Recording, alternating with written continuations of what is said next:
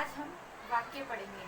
वाक्य की परिभाषा पढ़ते हैं। सबसे पहले सार्थक शब्दों का वह व्यवस्थित समूह जो हमारे विचारों या भावों को पूर्ण रूप से प्रकट करे वह वाक्य कहलाते हैं। मतलब हमारे व्यवस्थित समूह यानी विचारों को, जो विचारों को जैसे हम एग्जाम्पल के तौर पे कुछ भी वाक्य शब्द बोलते हैं या कुछ वाक्य बोलते हैं तो उस वाक्य को पूर्ण रूप से प्रकट करें।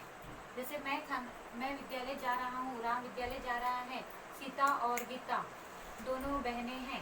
ऐसे सामान्य रूप से जो वाक्य होते हैं जिसमें पूर्ण रूप से और अपने विचारों और भावों को प्रकट करते हैं उसे कहा जाता है वाक्य। वाक्य के दो प्रकार होते हैं। एक प्रकार है रचना की दृष्टि से और दूसरा है अर्थ की दृष्टि से। पहला है रचना की दृष्टि से सरल वाक्य, संयुक्त वाक्य, मिश्र वाक्य। उसके बाद है अर्थ की दृष्टि से विधानार्थक वाक्य, निषेधार्थक वाक्य, प्रश्नार्थक वाक्य, आज्ञार्थक वाक्य, विस्मयादि बोधक वाक्य, संकेतार्थक वाक्य, इच्छार्थक वाक्य और संदेहार्थक वाक्य या संदेहवाचक वाक्य कहा जाता है। इसके दो प्रकार है। सबसे पहले हम पढ़ेंगे रचना की दृष्टि से प्रकार पढ़ेंगे। मतलब आपको समझ में आ गया कि वाक्य क्या है। जो हमारे विचारों और भावों को जो प्रकट करते हैं उसे कहा जाता है वाक्य। सबसे पहले हम पढ़ेंगे रचना की दृष्टि से। सबसे पहले हम पढ़ेंगे रचना की दृष्टि से वाक्य। उसमें है सरल वाक्य। अब सरल वाक्य को साधारण वाक्य भी कहा जाता है। सरल वाक्य यानी एकदम से सिंपल वाक्य होता है जिसमें इसकी परिभाषा देखिए, जिस वाक्य में एक उद्देश्य और एक विधेय हो उसे कहा जाता है सरल या साधारण वाक्य।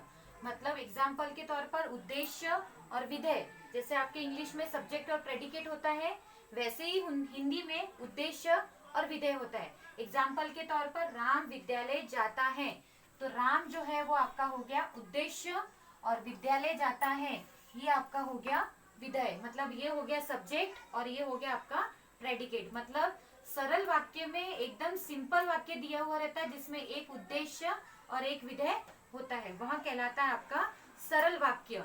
उसके पश्चात दूसरा वाक्य है संयुक्त वाक्य। संयुक्त वाक्य में परिभाषा है जब दो या दो से अधिक स्वतंत्र वाक्य समुच्चय बोधक से जुड़कर एक वाक्य बन जाता है। समुच्चय बोधक शब्द कौन से हैं? और, परंतु, तथा, या, अथवा।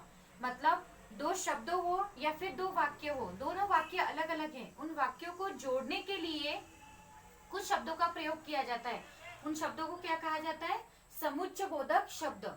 मतलब जैसे राम और श्याम दोनों भाई है, राम और श्याम दोनों भाई है, राम और श्याम दोनों शब्दों को जोड़ने के लिए और का प्रयोग किया तो वो और जो है वो समुच्चय बोधक है।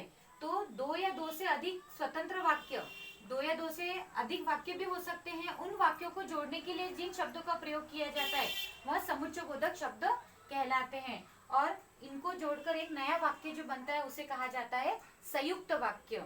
जैसे एग्जाम्पल के तौर पर हम टैक्सी में बैठे और टैक्सी दौड़ पड़ी। मतलब हम टैक्सी में बैठे ये एक वाक्य हो गया और टैक्सी दौड़ पड़ी ये दूसरा वाक्य होता है। इन वाक्यों को जोड़ने के लिए किसका प्रयोग किया गया है?